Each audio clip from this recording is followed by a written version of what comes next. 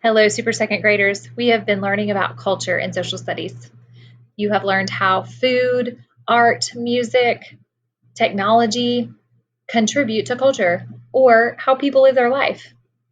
So we're going to continue learning about historical figures. What does history have to do with how we live our life now?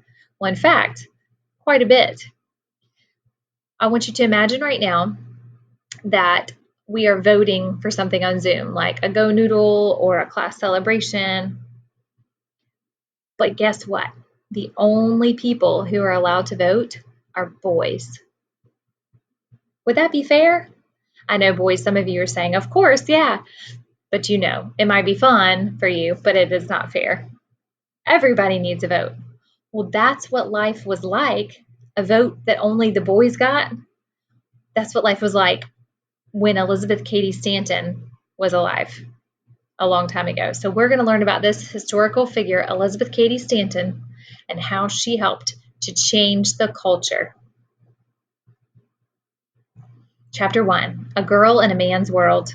Elizabeth Cady Stanton was born in 1815. As a child, she spent time in the law office where her father worked. There, she learned how few rights women had. They didn't have the freedoms. They couldn't do as much as men were allowed to do. Elizabeth wanted to cut out the pages of her father's books with laws that blocked women's rights. She said, "Why are those even laws? They should not be in there because they are not fair." Here is Elizabeth and her daughter Harriet. So she grew up and attended school. Here is Emma Willard's Troy Female Seminary. An excellent education. Elizabeth worked hard in school. She was the only girl in the advanced math and languages classes during grade school. Can you imagine one girl and in the whole class, all the rest are boys? Elizabeth later went to Emma Willard's Troy Female Seminary, a special school for girls. There she received the best education available for girls at the time. Lots of times, only boys were given a really great education. A fight for rights. Elizabeth married Henry Brewster Stanton in 1840. He worked toward abolition, or an end to slavery. So that word abolition means an end to slavery. After their wedding, they went to the World Anti-Slavery Convention. Convention is a large meeting of a group of people. At the convention, women didn't have the same rights as men. Elizabeth was determined to fight for women's rights. A movement was started. This is the place of the first Women's Rights Convention. In 1848, Elizabeth helped put together the first ever Women's Rights Convention. Around 300 people went to the meeting in Seneca Falls, New York. They talked about which laws they should work on changing first. Elizabeth pushed for women's suffrage, or the right to vote. When it says Elizabeth pushed for it, that doesn't mean she went like this. It means that she stood up for what she thought was right. And she said, you know what? All women should be able to vote just like men. She probably spoke about it. She probably gave speeches about it. She probably got people to agree with her, try to convince other people to think the same way as her. A friend and ally. In 1851, Elizabeth met Susan B. Anthony. They became a great team. Elizabeth wrote articles, pamphlets, and speeches from home while caring for her children. When Elizabeth's children were young, Susan traveled all over spreading Elizabeth's work.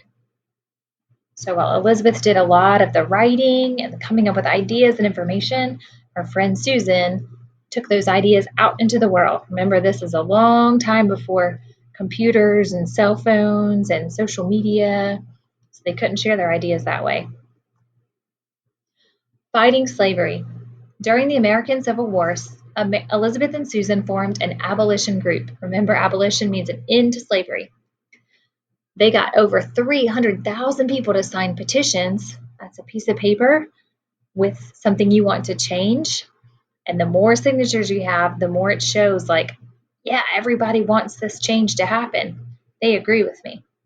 So they got over 300,000 people to sign those petitions that called to end slavery. After the war, they pushed for voting rights for everyone. However, only Black men gained the right to vote.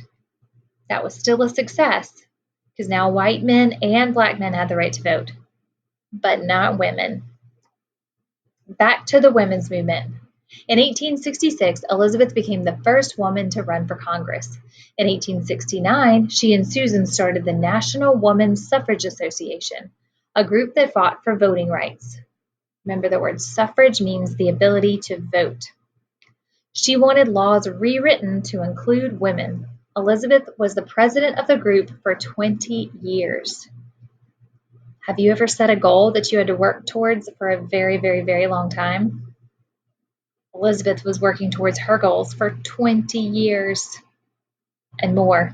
That was just how long she was president of this association. Elizabeth worked for more than voting rights.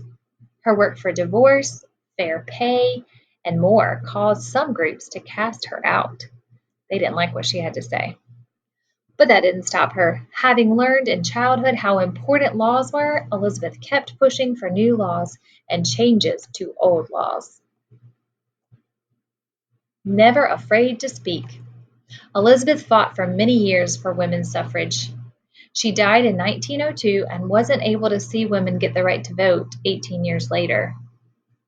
Still, Elizabeth helped to bring about many important changes. You live in a better world today because of Elizabeth Cady Stanton. So even though she died before women got the right to vote, they did get the right to vote 18 years after she passed away. So if she had not worked so hard, it might have been much, much later before women could vote just like men. Here is Elizabeth Cady Stanton and Susan B. Anthony, their monuments or statues. And a quote from Elizabeth Cady Stanton: "Truth is the only safe ground to stand upon." So now, scholars, I'd like for you to think about how this affects our culture. How did what Susan B. Anthony do such a long time ago change our way of life? Remember, think about the Zoom call. And if I only allowed boys to vote, can you imagine living in a world where where Elizabeth Cady Stanton did not stand up for women's rights to vote? Now, you don't have that right until you are a citizen at the age of 18, okay? But I want you to think about that, how our world might be different because of Elizabeth Cady Stanton and what she chose to do.